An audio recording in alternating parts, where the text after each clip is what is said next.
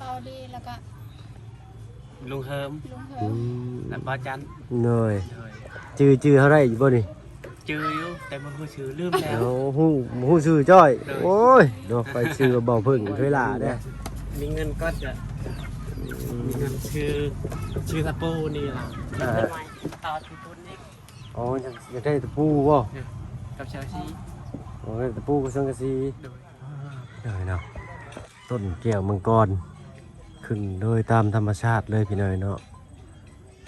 อ้าวเปิดภาพมาพี่น้อยเนาะก็อยู่ทางบ้านบ่าวเควินเด้อพี่น้องเด้อเนาะอยู่เฮือนน้อยคอยทางว่าซั่นๆเนาะอ้าวมื้อนี้ทางบ่าวเพิ่งเคยละเนาะได้กระทั่งลงจันทร์ได้ขึ้นมาเนาะก็เลยแวะเวียนเข้ามาหาทางน้องเควินเพิ่นก่อนพี่น้อยเนาะก็สิได้มาแสดงความยินดีน้ำเพิ่นพี่น้อยเนาะคือว่ามีข่าวดีรางวัลใหญ่ทางเบาลีเพิ่นพี่น้อยเนาะ เอาจะได้นั่นแกจะหน่อยจึงเข้าไปสอบถามน้ำเพิ่น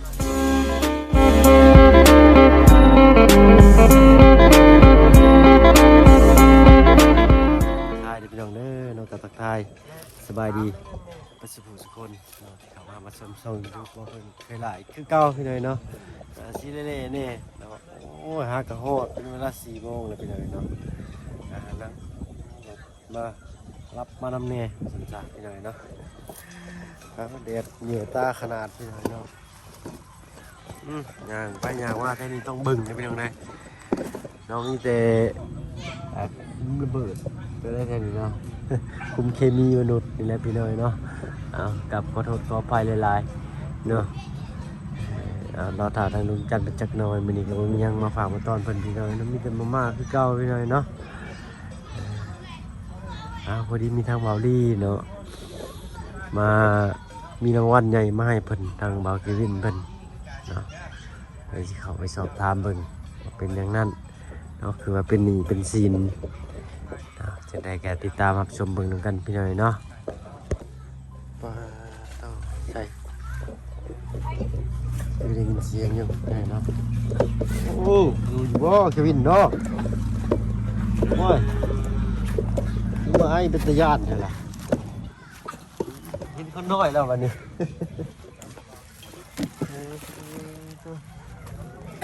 เอาสบายดีล่ะโอ้คนน้อยซ้ำเอานอนลงก็ได้ล่ะเอานอนลงก็ได้ยังจะกระซองเลือดยืนเลยเนาะสบายดีเด้อสบายดีจ้ะสบายดีทั้งน้องเควินน้ำสบายดีโอ้เป็นยังไงบริโภคพ่อหน้ากันแต่ลายมือเลยนี่เคยได้ยินข่าวมีข่าวดีเนาะเนาะมีเป็นทางไพ่เขามาหามือทางไพ่เขามาหาเจ้ามือนี่เบาดีแล้วก็ลุงเฮิมแล้วป้าจันเหนื่อยจื้อเท่าไรอยู่บ่นี่จื้ออยู่แต่บ่ฮู้ชื่อลืมแล้วฮู้ชื่อจ้อยโอ้ยเนาะไปชื่อเบาเพิ่งเคยหล่าเด้อเนาะโบจักมือบ่ได้เห็นกันนี่ประมาณได้ละ4 มื้อบ่4 มื้อ5 มื้อเนาะเป็นจังได๋คือว่าเป็นหนี้เป็นสินเนาะเอาไปยืมหนี้เพิ่นมายังกับเพิ่นว่านะยืมเงินธนาคารโอ้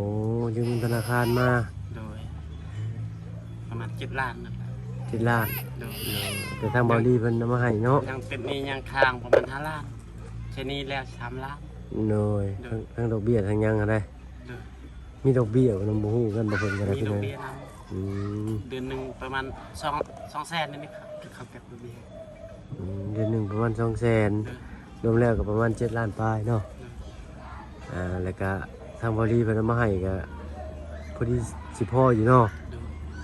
โอ้ดีใจบ่ว่าดิดีใจเนาะนี่ก้อนใหญ่เบิดไปเนาะเวลานอนได้รับแล้ว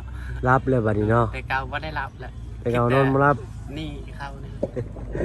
เห็นความลาวพี่น้อยเนาะเข้านำมีข้าวกินนี่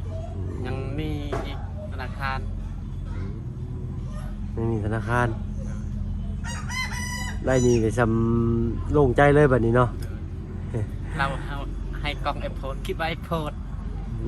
ให้กล้องไอโฟนคิดว่าไอโฟน โดย ดี ดีใจบ่คิดเป็นเงิน อืม เปิดมาเห็นเงิน อ่า มือกระชั้นเลย มือกระสันเลย เลย อ้าวซึ่งถ้าว่าไอโฟนที่ในกล่องกับเงินนั่นถ้าว่าเป็นอันใดสิดีกว่ากันจ้ะวะ เงิน ได้เงิน อืม ได้เงินมาใช้หนี้เขา เนอะถ้าเป็นโทรศัพท์นี่เอามาใช้ก็เติมเงินคือเก่าเนาะ โดย บ่มีเงินเติมอีก โดย อันนี้ใครเน่ได้เงินพอได้ใช้หนี้เพิ่นถ้ากันกินข้าวกินน้ำนี่บ่ กินแล้ว กินแล้ว เอามื้อนี้มามียังมาฝากมีแต่มีอีกคือเก่า ขอบใจเด้อ เลยเนาะคนน้อยบ่ให้นี่เนาะผู้หญิงบ่ ยิ่ง น้อง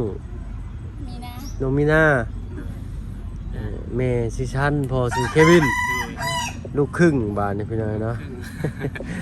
เออมีจักคนก็มื้อนี้เขามาหา3เนาะ4ทั้งเฮาเนาะ อายแล้ว เนย ลืมแล้วชื่ออาย ชื่อเพิ่งเด้อ ชื่อเพิ่ง เนยเบาเพิ่ง บ่าวเพิ่ง เนยเนาะพากันไปหาหน่อไม้อีกบ่มื้อนี้ บ่ บ่มีหัดกินแล้วดิ มีให้กินมีแนวกินเลยเนาะ กินมา อืมเนย ภาษาครับปลาลุงเพิ่นว่าโอ้เห็นน้องเพิ่นดังไฟใส่ข้างๆลูกเลยอยากแนะนำให้ออกมาดังข้างนอกเพิ่นว่าเนาะเพิ่นขออนุญาตเขาไปเบิ่งได้บ่ได้อึ๊บอันนี้พี่น้อยเนาะเพราะว่าเพิ่นจะ เมนนั่น เลี้ยงกัน นางงัว นะโอ้นางงัว เวียด ชื่อ มาขาย โอ้ชื่อน้ำเวียดเพิ่น เลย อืม มีให้กินเจียวกิน โอ้คล้ายๆดังเข้มบ้านเฮาเนาะ เลย แต่ทางปลาลุงเพิ่นจังแนะนำว่าบ่อยากให้ดังไฟเสยหนีเพิ่นนะ เลย เนื้อเอาให้เพิ่นจะให้ออกมาดังอยู่นอกเวลาลูกมันสูบกลิ่นควันเข้าไปหั้นนะเพิ่นว่า เลย เนาะสูบกลิ่นควันเข้าไปแล้วสะสมหลายมือแล้วยันเป็นปอดเป็นหยังหั่นน่ะ เลย ถ้าว่าย้ายมานอกได้บ่เควิน มีมันยาเป็นตกนั่นแหละ อย่ามันตก เลย อืมนี่ได้เอามาไว้แถวนี้ได้ มีเงินก็จะมีเงินชื่อตะปูนี่ล่ะต่อทุนนี่ อ๋ออยากได้ตะปูบ่ กับเชลซี อ๋อได้ตะปูกับสังกะสี โดย พอสิได้ต่อเพิ่นพุ่น โดยต้องทาเลยสบายไปเงินขาพนังนะครับ ไปนึ่งข้าวอยู่พุ่นเนาะ โดย ไม่ได้มีบ่สมัยหาตัดเอาเนาะ โดย ไม่อันนี้จะไปตัดมันจะใช่สมัยอันนี้ อยู่ฝุ่นอยู่แรกมันแหละ อยู่กระแลง โดยไปคิดยางไปพุ่นไปตัดเลย โอ้เจ้าก็ไปกรีดยางบ่ โดย เพิ่นให้เป็นเดือนหรือเพิ่นให้เท่าใดนะ โดยเป็นเดือน เพิ่นให้เดือนเท่าใดเนาะกรีดยางทางบ้านเฮานี่เนาะ เดือนล้านหนึง เดือนละล้านประมาณ 1,600พี่น้อยเนาะ บางเทื่อก็คิดบางเทื่อบ่ได้คิดแล้วฝนตกเนี่ย อืม เวลาแดดแห้งนั้นนะครับเราเบียดให้คิด อืมเลยคันว่ายามแดดๆนี่เพิ่นให้กรีด โดย แต่ว่าฝนตกเพิ่นบ่ให้กรีดเนาะ โดย เพิ่นจะน้ำถึงน้ำยางเพิ่นบ่ โดยเบียดถึกนำ ไปจ้างมือได้ไปบ่ได้ไปบ่เกี่ยวเลยเนาะเพิ่นให้เป็นเดือนบ่ โดยให้เป็นเดือน เบิดเดือนบ่ได้ไปกรีดก็ได้เงินคือเก่าบ่ได้บ่ เขาหักเงินนั่นแหละเมื่อใดเข้าไป อืมจากล้านหนึ่งสิเหลือเท่าไหร่นี่เนาะสมมุติเราบ่ได้ไปล้านหนึ่งเดือนหนึ่งต่อ1,600รวม1,600 บาทได้สิพี่น้องเอ้ยเนาะประมาณนั้นนะก็บ่ได้หลายเด้อพี่น้องเนาะ1,600 บาทขายกินขายอยู่บ้านเฮาก็แพงครับเนาะข้าวกระสอบ50โลน่ะก็พันปลายแล้วพี่น้องเนาะ1,000 1,200 1,000ปลายเลยนะแม่นบ่ล่ะเนาะนี่เขาคือสินี่คือเห็นเบาลีเพิ่นเอาเขามาให้พร้อมบ่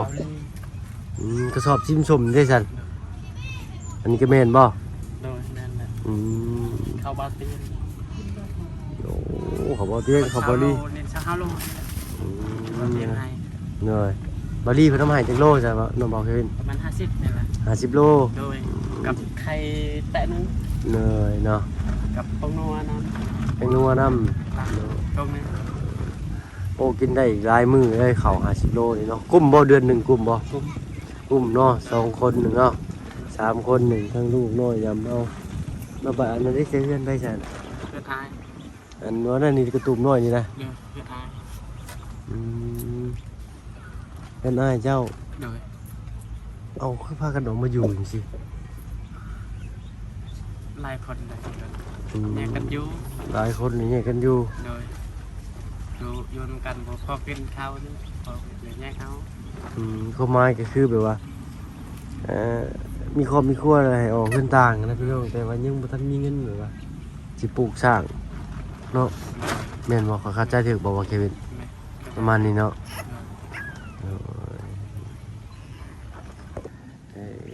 เอาให้เพิ่นนอนง่ายหลายหัวเพิ่นจินเปเด้อให้พริกน้ำแน่เด้อเนาะให้พริกซ้ายพริกขวานะนอนง่ายตลอดจนหัวเพิ่นเปเด้อจะลองปีพริกข้างให้เพิ่นตอนเพิ่นยังน้อยนี่พริกนอนทั้งตะแคงอะนะทั้งซ้ายทั้งขวานะหัวเพิ่นสิงามนี่คือสินอนง่ายหลายนี่ไหนนะเอามาได้ก็มันจะนอนง่ายไอ้ที่ได้บ่ได้บ่ตัวได้นี่ โดย เราเมืองเด้อเนาะคือทางเราอินเตอร์เพิ่นนอนเลยเนาะหัวมุนอันหัวงอนเป็นคิงเนี่ย อย่า เออ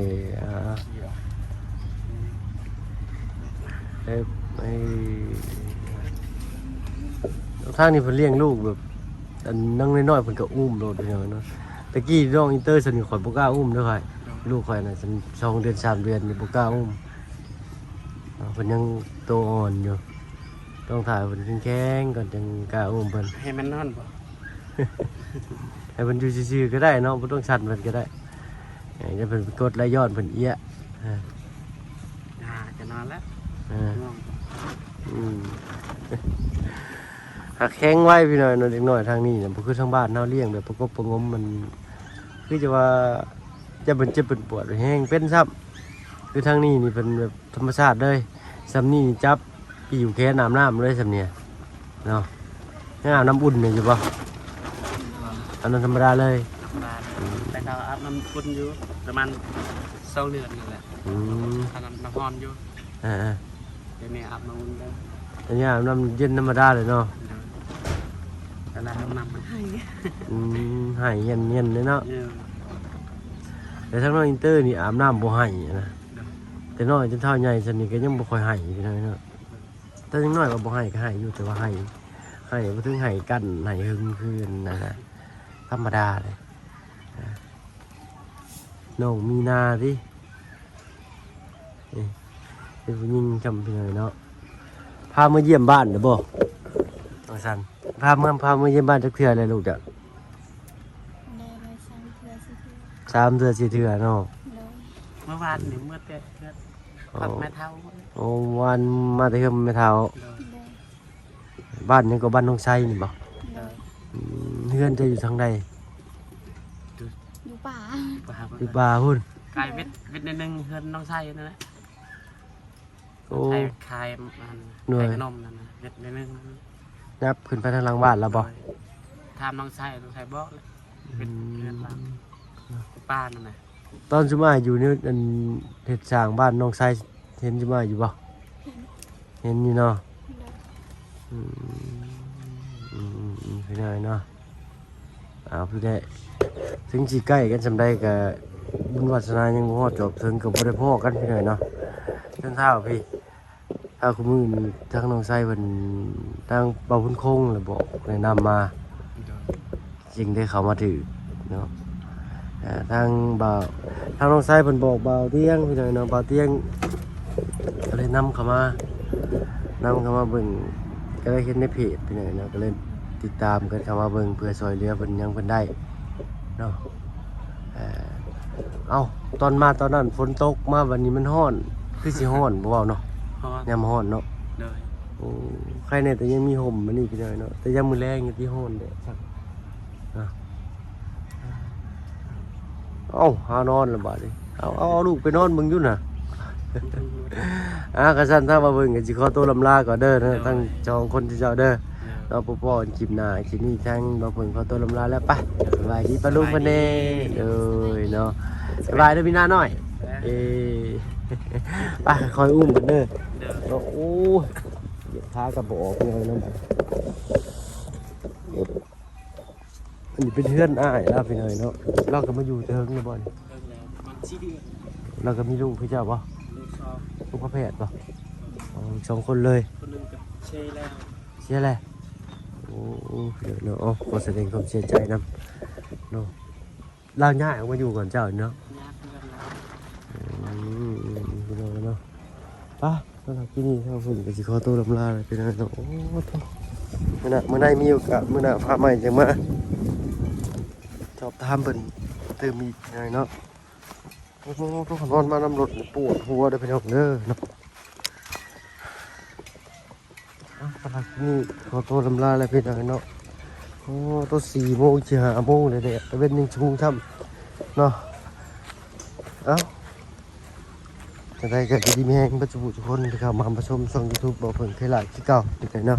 สำหรับที่นี่ขอตัวลำลาและพี่น้องสบายดีจ้ะ